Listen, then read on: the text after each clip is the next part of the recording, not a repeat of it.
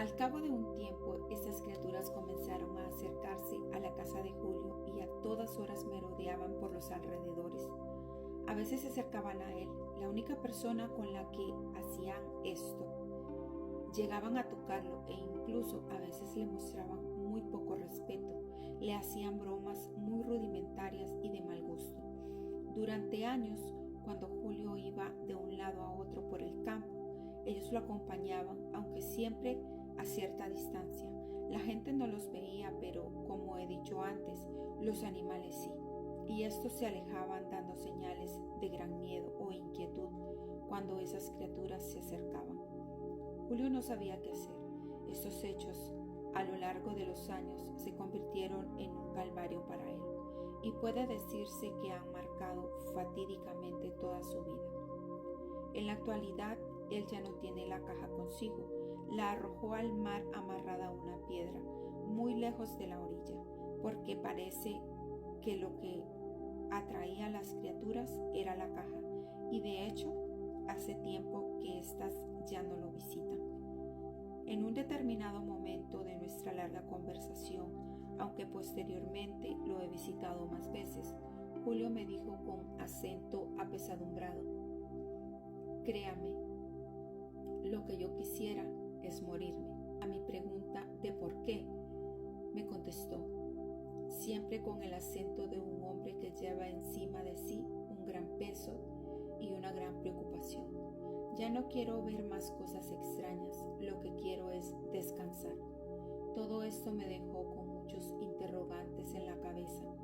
En realidad me dio la impresión de que se reservaba, de que aún tenía más cosas que decir y que eran precisamente las que le causaban todo ese cansancio de vivir.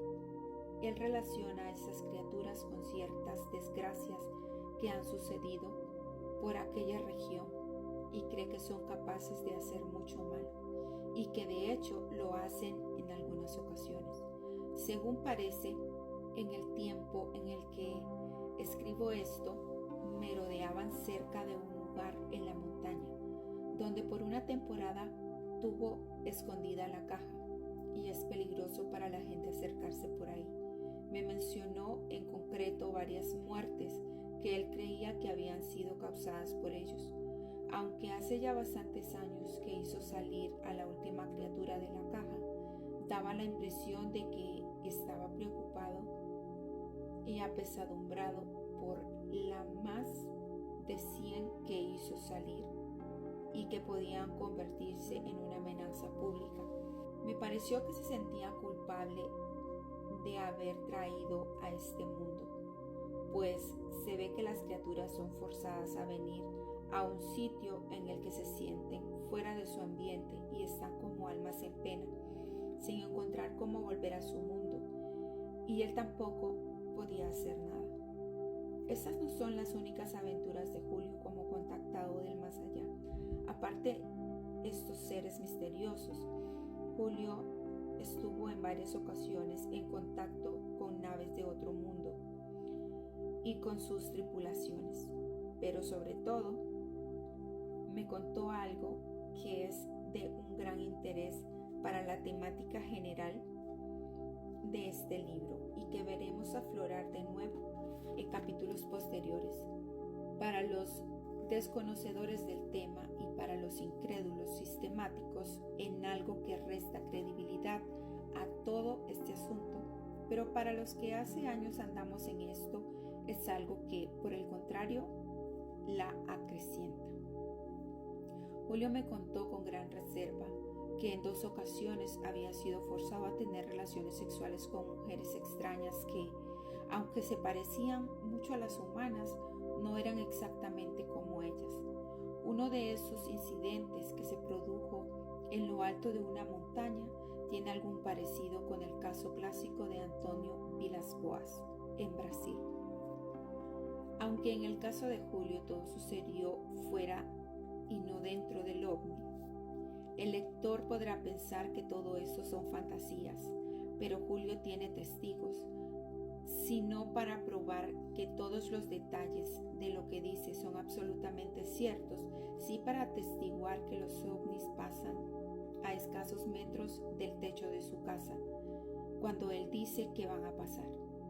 Y algunos otros hechos extraños. Su mujer y 2 de sus hijas así me lo contaron y me describieron cómo era el objeto que pasó a cámara lenta muy pocos metros de la azotea de su casa. Otros vecinos pueden atestiguar lo mismo. En cuanto a los muñecos de la caja, todavía queda alguna persona mayor que se acuerda de ellos. 2 años más tarde de haber recibido estas confidencias de Julio, consulté mi libreta de notas, donde tenía apuntados los datos concretos que él me había dado. Ahí estaba el nombre de uno de sus amigos de la infancia, que había visto en varias ocasiones cómo él sacaba aquellas criaturas de la caja. Julio sabía que vivía en un barrio específico de una ciudad distante como unos 60 kilómetros y me dio un detalle concreto por el que se podía localizar. Me dijo que él había perdido todo contacto con esta persona desde hacía muchos años, pero yo me decidí a buscarlo y corroborar así tan extraña historia. Me tomó casi un día entero dar con él, pero por fin lo encontré. Le hablé de su infancia, de su pueblo natal y de Julio. En cuanto se lo nombré y le pregunté si recordaba el circo que montaba, sonrió y, moviendo la cabeza con un ademán de incredulidad, dijo rotundamente: aquel cabrón no sé cómo lo hacía. Pero, ¿qué hacía?, dije yo. Tenía una caja de zapatos de la que sacaba unos monos, que la primera vez que los vi delante de mí, dispensando, me lo hice por los pantalones. ¿Y se acuerda de cómo era? Mire usted, yo era muy niño y me fui muy pronto de aquel pueblo. De eso hace como 50 años y apenas me acuerdo. De lo que sí me acuerdo es que yo los vi solo en 2 ocasiones y me dieron tal miedo que por la noche soñaba con ellos. Me despertaba llorando y me iba corriendo a la cama de mis padres. Y como esto pasó varias veces, ellos me prohibieron andar con Julio. Pero, ¿cómo eran aquellos monos?, insistía yo. No recuerdo bien, casi no me atrevía a mirarlos. Eran tan altos como yo y feísimos, con unas orejas en punta, y se movían a una velocidad que a veces desaparecían de la vista. Era como si fuesen eléctricos. ¿Y qué pasaba con ellos? Pues no sé decirle. ¿Y cómo los podía sacar de una caja de zapatos si eran tan altos como usted? Eso me pregunté después muchas veces. Entonces era tan pequeño que no me lo cuestioné. Aparte del mucho miedo que les tenía, en cambio había otros muchachos algo mayores que le pedían que sacase más, aunque tampoco debía de parecerles raro lo que hacía. Apenas pude sacarle más datos, pero lo que me contó fue suficiente para convencerme de que lo que Julio me había narrado no eran invenciones suyas. Posteriormente, después de haber escrito las líneas anteriores y en el mismo país en el que reside Julio, he entrado en contacto directo y asiduo con una persona, gran investigador de estos fenómenos, que me ha corroborado muchísimos detalles de muchas de las cosas que Julio me contó, con la particularidad de que esta persona no conoce a Julio, ni tiene noticia alguna de las cosas que le han sucedido. Esta persona, cuya casa está bastante aislada en las montañas, ha visto en numerosas ocasiones los extraños seres que en líneas generales coinciden con los de Julio, y no solo los ha visto, sino que ha empezado a tener